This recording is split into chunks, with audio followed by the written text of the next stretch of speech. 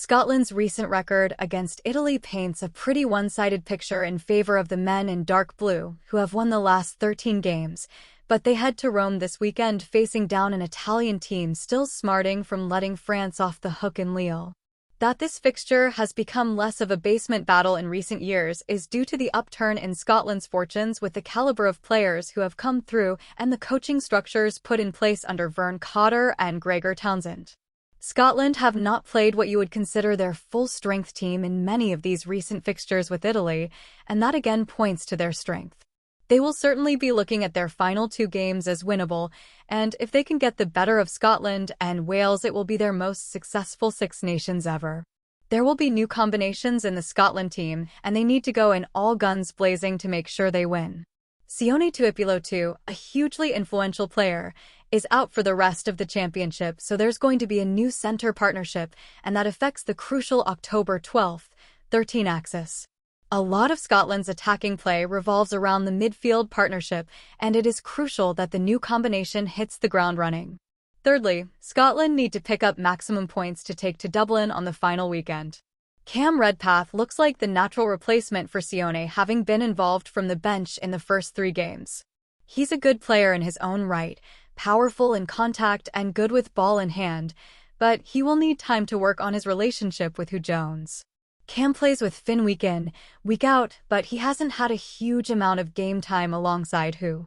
He played well for Glasgow at the weekend in a tough away game against Benetton. Cam has an established relationship with Finn from Bath and will have spent plenty of time training alongside Hugh as well as bits of game time over the past 3 matches. Stafford, however, trains and plays week in, week out with Hugh, and they already have time in the saddle at Glasgow this year as a centre partnership. I think 2 of the positions are nailed on. Rory Darge will start at 7 and Jack Dempsey at 8. Luke Crosby played at 6 against Wales, with Jamie at 7. Luke got injured and Matt Fagerson came into play 6 against France, with Rory Darge returning from injury at 7 and Jamie dropping out. Over the last 2.5 years, you can see the growing influence Scotland defence coach Steve Tandy has had on him, and he's turned himself into a top-quality 6. He now takes on the defensive leadership role with Glasgow and Scotland, and his work rate is phenomenal. He's still a carrying threat, and with the sheer volume of work he gets through, I think he should be part of Scotland's best back row when he's playing well. But there's also Andy Christie, and it's hard to see how you can leave him out because he's been playing so well for Saracens in the Premiership this season, and in the cameos he's had for Scotland. If you played Darge and Christie, you would have 2 natural 7s, and they would be a real menace at the breakdown. Although Italy played well against France, they lost the breakdown battle at crucial times, notably in around the French 22 when they went multi-phase. So Scotland might look at that and think about having 2 out-and-out poachers on the pitch as an opportunity to starve Italy of any decent possession and tempo inside the Scotland half. If you had 2 back rows on the bench, you'd have room for Matt Fagerson and Jamie Ritchie, for example.